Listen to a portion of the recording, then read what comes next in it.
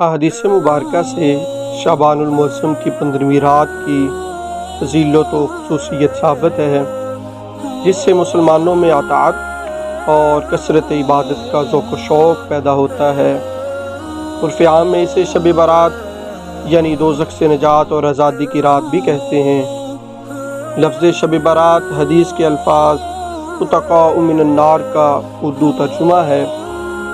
اس رات کو یہ نام خود رسول اللہ صلی اللہ علیہ وآلہ وسلم نے عطا فرمایا، کیونکہ اس رات رحمت خداوندی کے طفیل لا تعداد انسان دوزخ سے نجات پاتے ہیں۔ اس سلسلے میں امام بہقی نے حضرت عائشہ صدیقہ رضی اللہ تعالی عنہا سے طویل حدیث مبارکہ نقل کی کہ نبی کریم صلی اللہ علیہ وآلہ وسلم رات کے کسی ایک حصے میں اچانک ان کے پاس سے اٹھ کر کہیں تشریف لے گئے۔ عائشہ صدیقہ رضی اللہ تعالی عنہ فرماتی ہیں کہ میں حضور نبی اکرم صلی اللہ علیہ وآلہ وسلم کے پیچھے گئی تو میں نے آپ کو جنت البقیع میں مسلمان مردوں، عورتوں اور شہداء کے لیے استغفار کرتے پایا، پس میں واپس آ گئی۔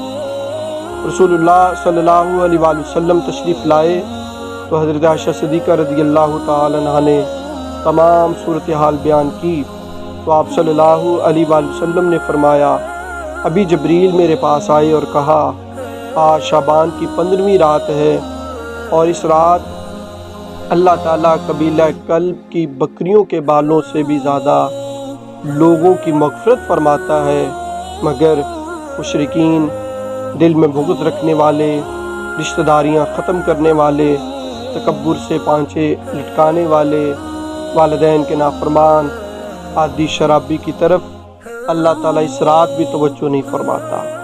اس کے بعد حضور نبی کریم صلی اللہ علیہ وآلہ وسلم نماز میں کھڑے ہو گئے۔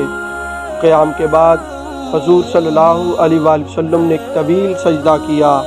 حضرت عائشہ فرماتی ہیں، مجھے گمان ہوا کہ حالت سجدہ میں آپ کا وصال ہو گیا۔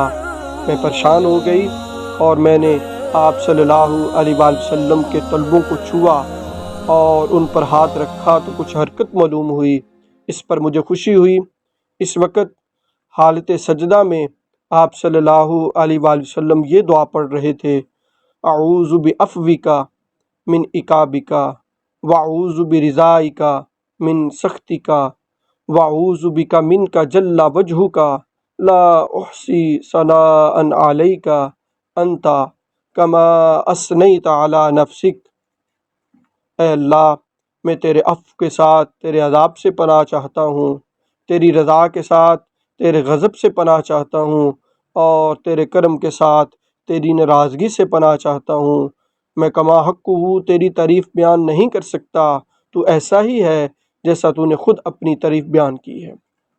حضرت عائشہ صدیقہ رضی اللہ تعالیٰ عنہ فرماتی ہیں کہ جب صبح ہوئی تو میں نے نبی کریم علیہ الصلاۃ والسلام سے ان دعاؤں کا تذکرہ کیا تو آپ صلی اللہ علیہ وآلہ وسلم نے فرمایا، اے عائشہ، یہ دعائیں خود بھی یاد کر لو اور دوسروں کو بھی سکھاؤ۔ مجھے جبریل امین نے اپنے رب کی طرف سے یہ کلمات سکھائے ہیں اور انہیں حالت سجدہ میں بار بار پڑھنے کو کہا ہے۔